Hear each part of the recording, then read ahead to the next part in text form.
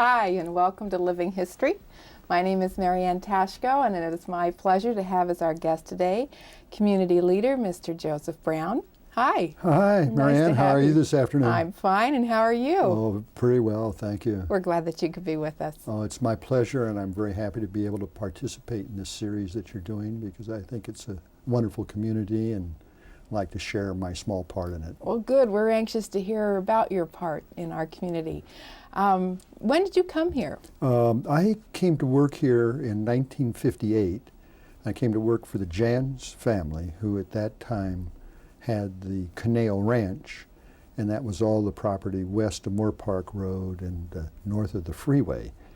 And they had a thoroughbred horse ranch, and we're just starting the concept of a community development here. What did Thousand Oaks look like in 1958? Well, fortunately, Marianne, there's a picture down in planning that came from the Jans archives showing Moore Park Road in 1958, actually a little bit before that. And it was, Moore Park was a two-lane road, relatively unimproved, not level, up and down, dangerous to drive. And it was very rural. The area did not have ample supplies of water. It was well water and didn't have a sewer system. So you were subject to well water and development. And then I came to get involved because Jans was in the process of selling home sites, and I started my career with them in their sales, marketing and sales, at the corner of Moore Park and Thousand Oaks Boulevard, when Thousand Oaks Boulevard was a two-lane road and sort of the highway through town. What was it like working with the Jans family? They're quite a fabled family in this community. Well, they're a fabled family in this community, and I think it's fascinating if you go back a little further to know that the grandfather, Dr. Peter Jans, started development in Southern California in 1898, and he was a partner of Huntington, and Huntington was a railroad man and also developed the Pacific Electric Railway, and everywhere the car lines were going, Huntington and Jans were doing a real estate development. So all of the old names, Sawtell and those kinds of names in town came from Jans. Did the railway come out this far? No, the railway stopped in Canoga Park, and it was known in 1910 as Owens Mouth. And that was the city name? Yeah, and that's what they called Jans then, called that development. Dr. Peter then left his business to his two sons, Dr. Ed and Dr. Harold, and Harold and Ed carried on, and they developed all of Westwood. And then Ed Jans and Bill Jans, who had the Canale Ranch, were the sons of Dr. Edwin Jans. So they came with a great tradition of family development background. And what was your participation with them? A partner or? Well, no, I started out as an employee, a sales agent, working for them, and stayed with them 11 years, and I became the sales manager, vice president of corporate marketing, project manager of the Canale Valley, and executive vice president. Now, you told me before that you built a home out here in 1972? Correct. And you're still there? Still there, and it was a Jans development. It was south of the freeway and above the Los Robles golf course. And my wife Lydia and I are still there. Plan staying there for another long time, we hope. Long-time community member. If you had to describe Thousand Oaks to someone in a few words, how would you describe it? Well, a few words is limiting, I think, for me. But, use some more words. well, if I'd like to back up and try to paint a picture of how it got here, because we were doing this before there was a Thousand Oaks. So we were doing it in Ventura County, and there was not the governmental supervisions that you have today. And the Jans family brought in their ideas of community to the area. So without governmental agents or any third-party agents, they created the little theater that we still have on Moore Park Road. They created a library. They early on got a hospital here, and things of that kind, and shopping. And they were building a golf course in Las Posas. And I had never heard of this before. Ed Jans built the golf course, had it all ready to play, had his friends to play, and then opened it up to membership. So he brought a background of that. So they created the garage. So they put all of the elements to make a community. Their executive vice president, Victor Palmieri, had the foresight to know that you needed imported water, so he was instrumental in creating the Callejas Municipal Water District and getting it annexed to the Metropolitan Water District. So then this area would have water. Likewise, then Las Virgenes Municipal Water District piggybacked on that very essential item. Then there was no governmental entity to operate a sewer company, so Jan's built a sewer plant and put in the main sewer lines, and the developers put in the infrastructure. And that's laid the base for a community. And then when it started to become a community, Jan's was a promoter of incorporation of Thousand Oaks. So I was here, so to speak, for the first day of the city of Thousand Oaks. What was that year? I believe that was about like 66. I don't know. I'm not sure. Somewhere in that time, 65, 66. What is your most memorable experience during those years? Well, we as a group of people working for Jan's, we had this sense of our own ability to do things. So we would do some unusual things, I think, by today's standard. We were out looking at the ranch in our car, and we were ruining the grass for the cowboys and the sheep herders, and we got reprimanded for that. So that was an experience. In the old days, it was quite a place for camera rental, and a friend of mine, Tom Anderson, and I went over a hill and drove into a set in which Joel McRae was making a movie, and the director bawled us out. So, but in an accomplishment sense, when I was the project manager, I was able to alter our planning a bit, and we gave the site for the old City Hall on Hillcrest, and we created the site for the Oaks Mall in there, and that's a memorable experience. Well, right now we're sitting on the land that Jungle Land Yes. was a part of. Now I remember what Jungle Land was like, but you don't look old. oh, I was there. I was there. I think everybody for 3 or 4 generations was at Jungle Land.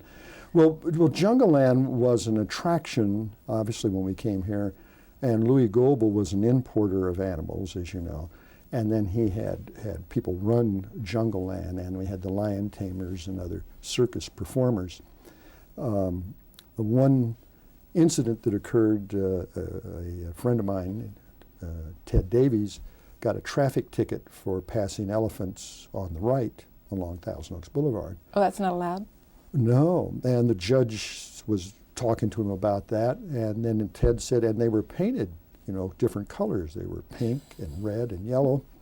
And the judge says, if that's the case, you're dismissed. Okay. So those are the old Jungle Land days. Is there any one person that you think has had the biggest impact on Thousand Oaks? Well, there's so many people, and I think that's one of the things that's made this a great community. And when I think of Thousand Oaks, I think of the Westlake part of Thousand Oaks. So I really believe that Ed and Bill Jan's managing partner, Victor Palmieri, had the initial foresight to get us the basic elements to have a community, and the timing to get it done, and the know-how to do that, and a group of people did. If he didn't do that, we wouldn't be here. So I kind of lean to that, I think. What is your biggest personal accomplishment? In the business world? In the business or even in the Well, I personal? divide those up, but one significant activity that I got involved in, which it has, I think, no today import in the area, but in the early 60s, Metro-Goldwyn-Mayer and Fox and Columbia were interested in building a major studio. And I worked with them to create a studio site. And the studio site included Hill Canyon, and all of that background land, and a good portion of the Rancho Industrial Park. And when we closed that transaction, the News Chronicle put that in red headlines. So that was an article that got written up in Wall Street Journal. So did that happen? It happened, and they bought the land and never built the studio. And Jan's, through that sale, became the fourth largest stockholder in MGM at the time. Oh, that's fascinating. That's a fascinating story. Fortunately, they didn't build it, and now we have Amgen out there, so we probably wouldn't have had Amgen. If So that's so where it you would never have know. been. Yeah. That's where it would have been. What do you think are the challenges facing Thousand Oaks today? Well, Thousand Oaks today might have a challenge in complacency, but if you listen to the city council members and so on, that's kind of hard to believe that they'll ever be complacent about anything in our community. Our community is maturing. The elements are all here that are important to a community. Some of our infrastructure, our streets and sewers will be getting older. Traffic is getting impacted as we have through traffic through town on the freeway, along with the internal development. And our housing is getting in short supply. What are your hopes for the future of Thousand Oaks, since you've seen so much of the history? Oh, I would hope that and believe, really, that Thousand Oaks has a sustained grand outlook. I mean, I would encourage anyone in my own family, my children and my grandchildren to live here. Do your family, does Yes, your they family do. live here? Mm-hmm. Yes. All your children? Well, not my son Joe's in Phoenix with a commercial real estate developer, but my son Mark and my daughter Madeline live here, and my grandchildren. And my grandchildren now half of them are in college, so hopefully they'll come back. That's great. That's great. What do you think has been your greatest personal achievement? We kind of talked about your professional achievements. Well, we'll really go on a little bit that when in 1969, when I left Jan's, I had some options as termination bonuses, and I chose the one to buy the Jan's Realty Company on a very favorable purchase, and created the Brown Realty Company and built that over the next 20 years into a major business in the community. And I felt very good about running a quality operation. It sold, we represented Prudential in the North Ranch for 7 years, and most of the major home builders, along with residential and commercial properties and joint venture home building. So it was a successful business.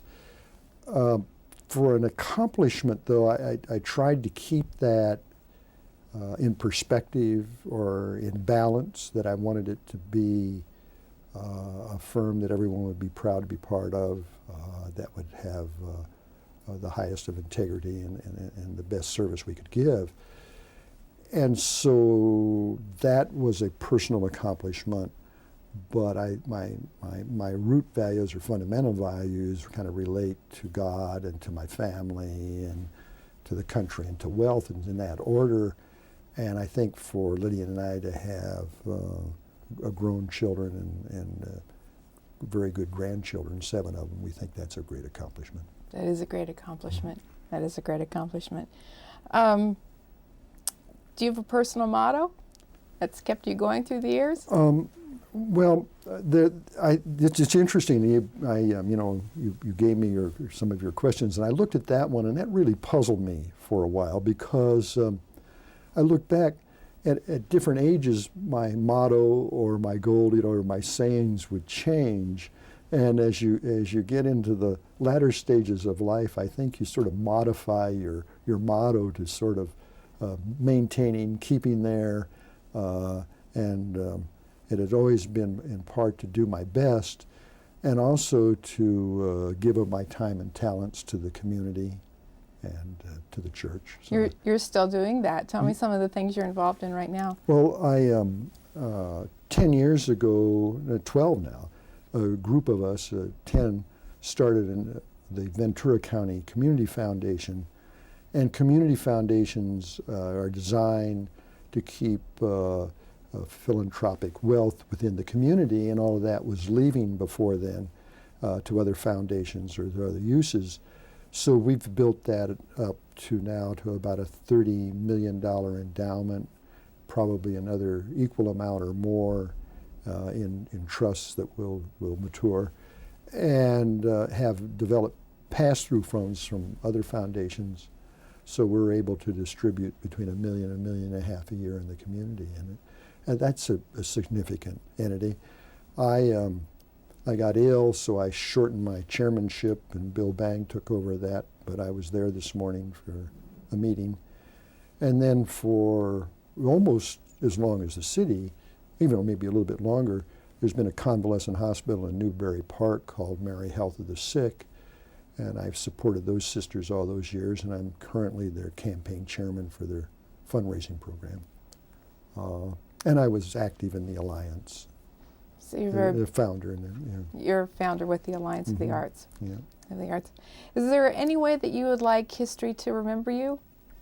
I don't know if history will, history has very short memories, so I haven't really worried much about that. But I did think that if I could just have made something a little bit better for being here, then I'd be pleased. That's really what I would like to be remembered, I think. Is there a question that I missed that you Well, yeah, probably. yeah, can you think of something? Well, I think you look back on your career. I mean, I have, since 58, 68, 78, 88, 98, and you see all of these changes, and then you see the involvement you had. And the time went by very quickly. The time was enjoyable, and the association with everybody, and all of the total results were great. I'd like to go do that all over again, but I don't know. I don't think that's in my ability to do that. But yeah, I think that's. I don't feel like I missed anything in life. You've had a fascinating career. It's been very interesting talking to you. Thank you very much. Thank you. I appreciate you coming out of your busy schedule to be with us on Living History. Thank you, Marianne. It's a place to be here. Thank you. Okay.